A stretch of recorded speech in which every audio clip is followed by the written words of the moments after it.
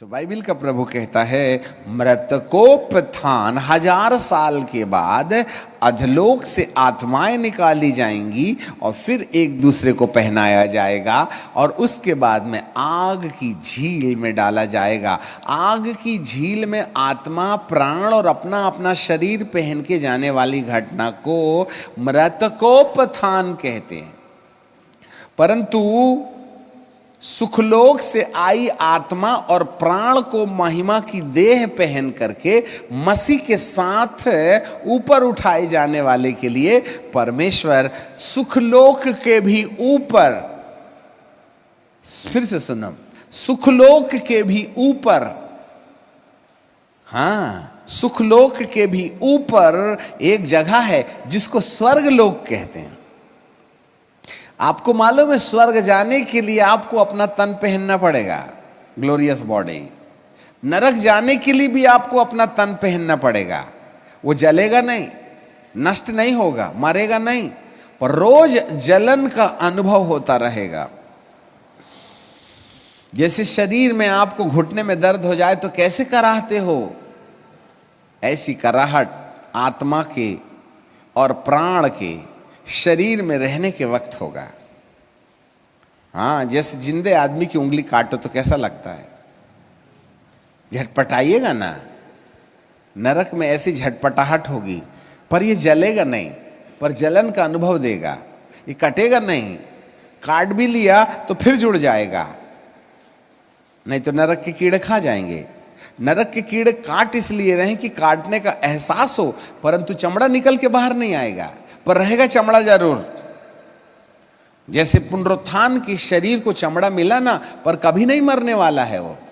इसलिए यीशु ने कहा था भूत के हाड़ मांस नहीं होते हैं, थोमा उंगली डालो मेरे पंजे में। इसका मतलब प्रभु यीशु के जी उठने के बाद उसका हाड़ भी था, मांस भी था, पर नहीं सड़ने वाला था। ऐसे नरक जाइएगा ना आप तो हाड़ भी होगा, मांस भी होगा, क्योंकि हाड़ मांस आपकी गवाही देगा इसकी तुमने बेइज्जती की थी शरीर की। हालेलुया, समझ में आ रहा है? हर एक के काम, चाहे आप विश्वासी हो तो भी काम गलत है ना, तो जाना तो नीचे ही पड़ेगा। बपतिस्मा ले लिए हो तो भी नीचे जाना पड़ेगा यदि काम गलत है तो। विश्वास से स्वर्ग नरक नहीं जाते। गलत फहमी में मत रहिए कि विश्वासी लोग स्वर्ग जाएंगे, ऐसा नहीं लिखा है। प्रभु यीशु काम के आधार पर हमको ऊपर ले जाएंगे। यही तो प्रमोशन करना है हमको। आज 90% ईसाई मरने के बाद में हम विश्वास करते, इसलिए विश्वास के आधार पर मरे आदमी को स्वर्ग में जाने की कल्पना करते। आप गलत फहमी में मत रहिए। कोई स्वर्ग वर्ग नहीं जा सकता।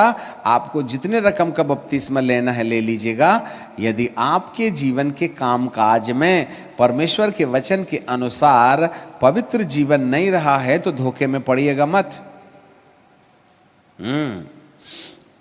आपको अच्छा लगे या नहीं लगे, आप मानिए या नहीं मानिए, आपके मानने और नहीं मानने से बाइबल में लिखी सच्चाइयों को बदला नहीं जा सकता। यहाँ साफ लिखा है कि हर एक के कामों के अनुसार नरक जाने को मिलेगा और हर एक के कामों के अनुसार स्वर्ग जाने को मिलेगा। समझ में आ गई? वो एक अलग टॉपिक निकालेंगे जब हम किसको किसको पुनरुत्थान का शरीर मिलेगा। अभी तो हम स्केच बना रहे हैं आपके लिए। हालेलुया, जाग रहे हैं?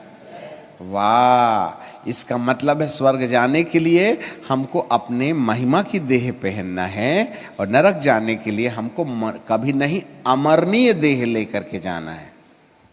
With flash we are going to be unto the bottomless pit, right? इसलिए इस तन को जो परमेश्वर का मंदिर है किसी भी तरीके से मैला ना करें। No need to spoil. ये मेरा मंदिर है, इसलिए पहला कुरिन्थियों की किताब उसके 6 अध्याय के 19वें पद में लिखा है, जो कोई इस मंदिर को बर्बाद करेगा उसको मैं कर दूंगा। जरा देख लीजिएगा, पढ़ लीजिएगा, शायद मैं गलत हो सकता हूँ। पहला कुरिन्थियों की किताब और उसका 6वां अध्याय है ना, और उसका शायद 18 या 19 पद में मैं आपके लिए पढ़ना चाहूँगा। क्या 19 पद में नहीं, 18 पद में, व्यभिचार से बचे रहो। जितने और पाप मनुष्य करता है वह देह के बाहर, परंतु व्यभिचार करने वाला अपनी देह के विरुद्ध पाप करता है। और तुम नहीं जानते कि तुम्हारा देह परमेश्वर का मंदिर है जो तुम में बसा है और परमेश्वर की ओर से मिला है, तुम अपने नहीं, क्योंकि दाम दे करके मोल लिए गए हो, इसलिए अपने देह के द्वारा परमेश्वर की महिमा करो। ठीक है ना? अच्छा, 3:16 भी पढ़ लेते हैं। ठीक है, वहां पर लिखा है, क्या तुम नहीं जानते कि तुम परमेश्वर का मंदिर हो और परमेश्वर का आत्मा तुम में वास करता है। यदि कोई परमेश्वर के मंदिर को, जो तुम्हारा शरीर है, नाश करेगा तो परमेश्वर उसे, अर्थात तुम्हारी आत्मा को और प्राण को नरक में डाल करके नाश करेगा। फिर से पढ़ लीजिए, हमारे पीछे बोले, यदि कोई परमेश्वर के मंदिर को नाश करेगा तो परमेश्वर उसे नाश करेगा, क्योंकि परमेश्वर का मंदिर पवित्र है और वह तुम हो।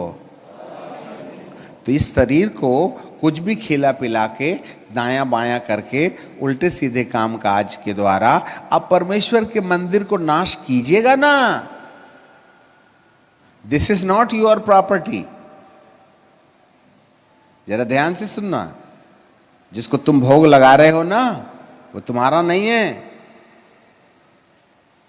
इसको कुछ भी खिलाइए, कुछ भी पिलाइए, इस तन के साथ जो भी दुर्व्यवहार करना है करिएगा, ऐसा नहीं कर सकते आप। ये परमेश्वर का है, परमेश्वर का, उसी ने दिया है। सनातन आत्मा को अपने आस में से तिनका निकाल के उसी ने तन पहनाया है। माँ बाप ने पैदा नहीं किया, और किया भी है तो माँ बाप की इच्छा से नहीं हुआ, इसलिए उसने माँ के गर्भ में जाने से पहले ठहराया है। इसलिए उसको इतने ही सुलाओ जितना सोने का है, 8 बजे तक सुलाइएगा। हाँ, सो ना, हमको 8 बजे तक सोइए, हमारा बाप का क्या जाता है। ये तन परमेश्वर ने 8 बजे तक सोने के लिए तुमको नहीं दिया। Do not miss use your body. इसको 5 से 6 बजे उठने को बोला है, जिससे कि ये परमेश्वर की महिमा के लिए झुके। आप तो पशुओं समान 9 बजे तक सोते हो, आपको आदमियों की लिस्ट में कौन रखेगा। और घुघुओं की तरह रात को 1:30 बजे तक बात करते हो कंप्यूटर के साथ। You are made like anything. आपको खुदा का कोई कॉमन सेंस नहीं है, हैं? रात को 12 बजे तक गुटरगू करते हो, हैं? और सुबह 9 बजे तक सोते रहते हो।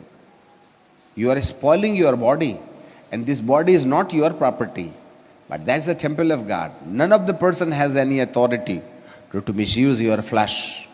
Otherwise, God is going to destroy your flesh. Not flesh, your spirit and soul. अपनी मनमर्जी से कुछ भी खाइए, कभी भी सोइए, जो करना है वो करिएगा, ऐसा नहीं होता। ऐसा करने से बाइबल कहती, जो भी इस मंदिर को बर्बाद करेगा उसको मैं बर्बाद करूंगा। हमारी इच्छा है 10 बजे तक सोने की, नहीं सो सकते। प्रभु ने कहा है, इस भोर तड़के उठ करके, प्रभु यीशु मसीह तड़के उठ करके जंगल झाड़ी में जाते थे और प्रार्थना किया करते थे। हम उसके भाई हैं। यदि एल्डर ब्रदर तड़के उठ के प्रार्थना करता था तो हमें भी करना है। अब हम सोते रहते हैं पशुओं के समान। अब इससे बुरी डांट धरती पर कोई दूसरा पादरी नहीं डांटेगा, और किसी पादरी में इतनी हिम्मत भी नहीं है जितना हम डांट लेते हैं, कोई दूसरा डांट ले। नहीं आई समझ में? बाइबल में लिखा है, पढ़ो अच्छे से। जो इस तन को बर्बाद करेगा, इसलिए भैया इसी तन को पहन करके आपको नरक जाना है। इसको मृतकोपथान कहते हैं। अर्थात नरक जाने के लिए आत्मा और प्राण को अपना शरीर पहनना, जिससे कि नरक की आग में ये शरीर हमारी गवाही देगा कि हम यहां इसलिए हैं क्योंकि तुमने अपने प्राण को इसी शरीर के आधार पर जीवन जीने में खर्च किया था। इसलिए प्राण और आत्मा और शरीर, अब ये वाला शरीर कभी नहीं मरेगा। जैसे स्वर्ग में गए तो अरबों खरबों साल तक शरीर जिंदा रहेगा महिमा वाला, इसी प्रकार से अधलोक में भी अमर शरीर जाएगा। ग्लोरियस नहीं होगा, वो अमर होगा, कभी नहीं मरेगा। वहां 10-20 साल के लिए नहीं जाइए, 1000, 10,000, करोड़, 10 करोड़ साल के लिए नहीं जाइए, अरबों और खरबों साल, एंडलेस टाइम। हे प्रभु, कम से कम थोड़ी दया करके 10-20 साल में बाहर निकाल लो। बोले मान लो मैंने तुमको नरक से निकाल भी लिया तो कहां ले जाऊंगा, आप ही बताइए। हम सोचते नहीं, फॉरएवर।